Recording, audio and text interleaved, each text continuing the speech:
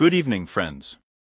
The operational situation at the front by the end of the 19th of February. Let's talk in more detail about the Lyman direction, about the Zaporozhye section of the front, and briefly Bakhmutskaya Avdiivskaya. In the Limansky direction, news was received today from the Ternov, Yampolovka area, that Russian troops are continuing assault operations in the direction of Ternov, especially in the area of Yar-Laptev. In the area of the Krugloy beam, the pressure is not decreasing, which we talked about. Therefore, it is also quite a hot spot on the map, despite the fact that here, although the enemy has partial success, but still, he comes close to the settlement itself, and vice versa, having already come closer to it, he increases the pressure, because he understands that here it is possible to catch on, gain a foothold, and accordingly, align the front along the cascade of stakes on the river. Therefore, the situation remains quite complicated, but so far it is controlled, let's say so.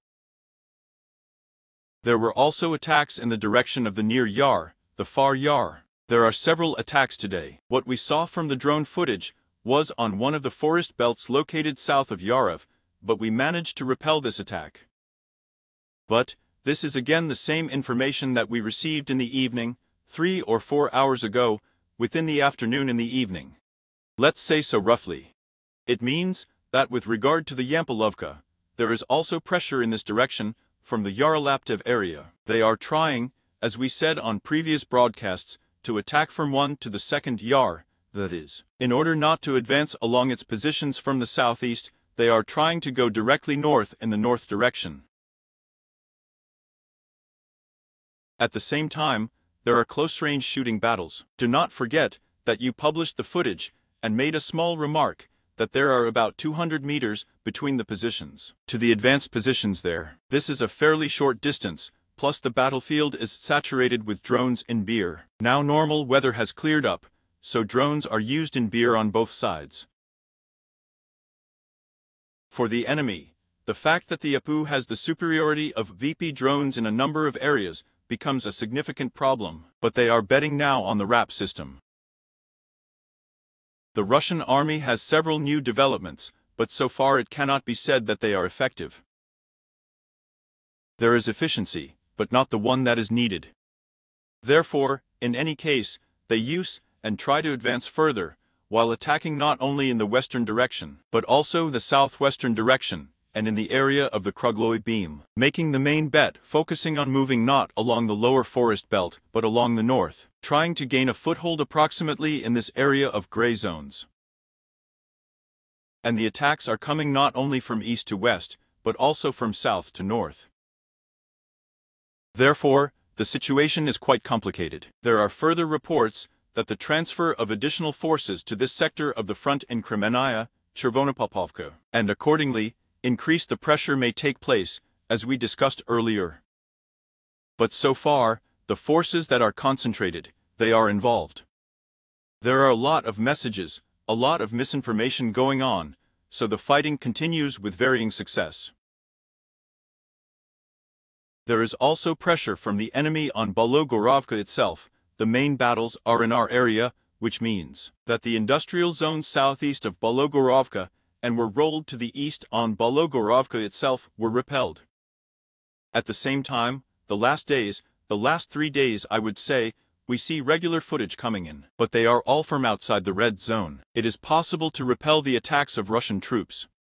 But it says what? That the latest attacks, that they are not going to reduce pressure, but will attack on this sector of the front. And why do they say that they are most likely to strengthen just the same Kopensky, Limansky direction, push, Bakhmutskaya, Chaz-Yarovskaya, or rather already the direction? There were a lot of messages today, because today there was information, as you remember I hope, that another dryer was shot down. Subsequently, Russian sources of flight bomber also confirmed that yes, indeed this information is true. On the Russian side, it was stated that allegedly this is a clumsy air defense, but in general, there are a lot of nuances. Who shot it down still remains in question, but the fact remains that this is the Zaporozhye direction, which is unsafe in Zaporozhye. We will talk about this later, for the Russian tactical aviation, so most likely they will still make a big bet on the Kopysko-Limansky section of the front and the Clock Yard, but this is my opinion. in the Bakhmut direction, in the Yarsky direction. So today, the Russian troops continued their attacks in the area of the Popovsky Forest. Further attempts were made to break through along the road about 0506 in the direction of the city of Chaz in Yar. Attempts not only to move along the forest belt from the Popovsky Forest to it, but also along the highway itself. We managed to repel the attacks in the same way as we see from the drone frame. The weather has cleared up a bit relatively. Yes, that is, effective aerial reconnaissance. We will talk now. Therefore, there are a number of difficulties, and the progress that we observed in the previous days is really significant for the Russian troops, not only Avdiivka. We are talking about other parts of the front. It was caused very much by weather conditions. Now, we see a little stabilization along the front, relative again, relative. It is important to emphasize this. Therefore, we do not see any new changes along the northern flank of the Bakhmut direction, that is, everything is within the red zone. And at the junction, if we are talking about the Popovsky Forest, at the junction of the gray zone, there are regular attacks and rolls from the Popovsky Forest to the south. Again, the change was not recorded, because the positions of the Apu, the enemy also published drone footage. They remain within the gray zone, but the intensity is quite high in this sector of the front. Although here I will say, the fighters of the 93rd Brigade, themselves, praise aerial reconnaissance a lot. She is really doing a lot of things to stop the Russian troops, to prevent them from advancing. But at the same time, you need to understand that aerial reconnaissance is not a panacea. This is the first moment. No matter how optimistic it sounds now, well, and pessimistic as well, I will not voice it. Why? Because the enemy has portable RAP systems that assault groups put on themselves, and, accordingly, conduct attacks with their support. If they are effective, then naturally, well, I will say there are about 50 meters, 70 meters, they can be very effective.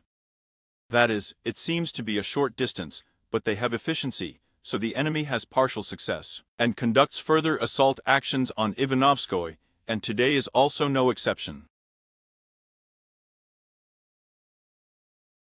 The main assault actions now are aimed not so much, I would say, at Ivanovskaya, Sedovoye Street, as to advance and gain a foothold in the area of farm fields. There are basements at a number of structures. Accordingly, to break through in the southern direction, which is what the bet is on, because there are attacks in the southern direction, and we also have attacks of the vector, so the northwest, from the area of the Chernobyl Garden Association, that is, to advance as much as possible along the forest belts, gain a foothold, well, and occupy this territory, and try to descend along the cascade of stakes to the south, and already a broader coverage will then be an attempt, most likely from the Russian side to attack.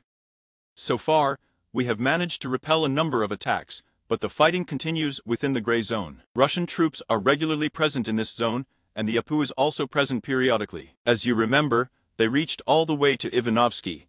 We considered this moment from the drone frame, but we managed to knock them out to their original positions. Nevertheless, then the enemy did not press with such a wide coverage, and now, he has set one of the goals of this attack, with a wide coverage. Therefore, in this sector of the front, I would say, the situation is still difficult for us. Controlled, but difficult due to the fact that the enemy plans to carry out assault operations in the near future. We will briefly go through the Avdiivka direction. Stabilization measures are continuing in the city itself. The Russian troops have a number of attacks in the Stepovo area. They had a positional character. Everything remained within the red zone as well. Well, and also the positional nature of the fighting east of Lastokin. We have some activity from the Chemist microdistrict in the western direction, respectively, but it also had a positional character. Now, the enemy is conducting more reconnaissance by combat, probing before most likely launching offensive actions against Lastokin, and also trying to break through in a number of directions. Therefore, it is brief here so far, and this is actually good, because the forces that are concentrated at the Russian troops, a lot of our media resources have reported about it. There are enough of them to carry out further assault actions. But where they will be sent is also a question now. Moving on. Pervomeyskaya, Nevelskaya, we do not record any significant changes, as well as for Georgiivka and Novomikhailovka. In Nakhailovka, the situation remains to be clarified along Timoryazov Street, whether the Russian troops managed to gain a foothold or not, and I promised you in more detail the Orkhov direction, the Zaporozhye section of the front. We'll start with a job, of course. So, today it was published, I published a video. The IFU fighters managed to capture for Russian fighters.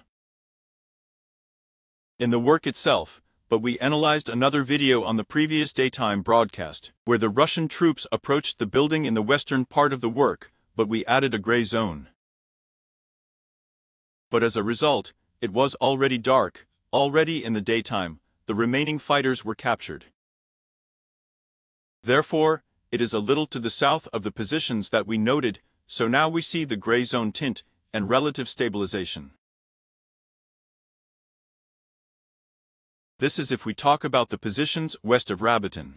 As for the fortified area south of Worked Out and the southern outskirts, intense fighting continues, high intensity of hostilities. Assault operations are being carried out, and Russian troops are trying to pull up additional forces from Novoprokopovka along just the same road, and also concentrated some additional forces under Novoprokopovka. Southwest of Novoprokopovka and north of Novoparkopovka itself, clarifications have not been added. Therefore, the situation before lunch, the situation in the evening looks like this, but there is still a lot left to clarify. Because, first of all, the west has not been worked out, there is a forest belt along which we are fighting.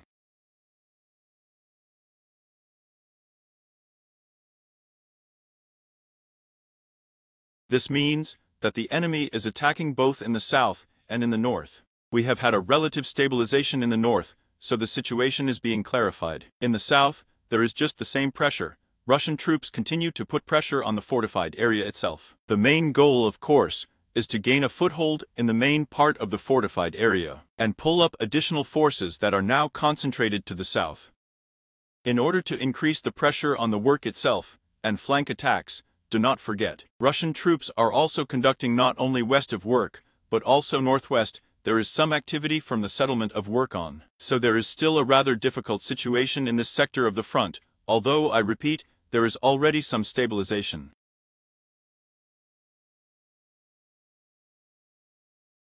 Another key point is that you can go to the video, watch it.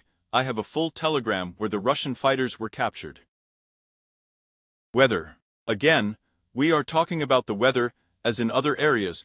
It allows air reconnaissance to work effectively here. Therefore, the Russian command is reviewing. We see that they could have pulled up additional forces, they were ready, they were already concentrated, but, most likely the efficiency of aerial reconnaissance did not allow them to do this, because they understood that they could suffer significant losses. Therefore, either they will expect a deterioration in weather conditions, or they will try to pull, well, let's say, more Lancet operators, aerial reconnaissance to the front line, and accordingly, they will have to delay hours as much as possible to the rear of the air defense due to this, if there is an activity of their reconnaissance, aerial reconnaissance and Lancets. But they are betting on this in order to work out tactical aviation, because that it is extremely difficult for them without it. As the fighting of the last 48 hours in the whole Orekhovsky direction has shown, the so-called Rabotinsky salient.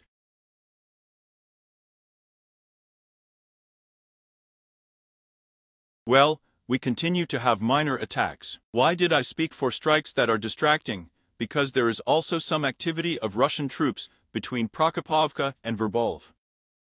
Now it's all being clarified, because the intensity, well, remains high, let's be blunt. It is high, because although the enemy has abandoned the tactics of using a large number of armored vehicles, at least for now, but nevertheless, it attacks infantry, and whether they have portable RAP, compact RAP systems, we do not know. They can carry out assault actions with their support. But in any case, I will make a remark, those RAP systems that were on Russian armored vehicles, they did not show high efficiency. I'm not going to say that we have a high one, I can't say that yet, because there is something to work on. But in any case, let's just say that the previous statements that they have super RAP, they are not true. That's why I said that I have a number of doubts about this, because there is still a lot of work to be done in this area, especially given the fact that artificial intelligence is being introduced into drones. This is the situation we have at the front, and I will comment on a few points.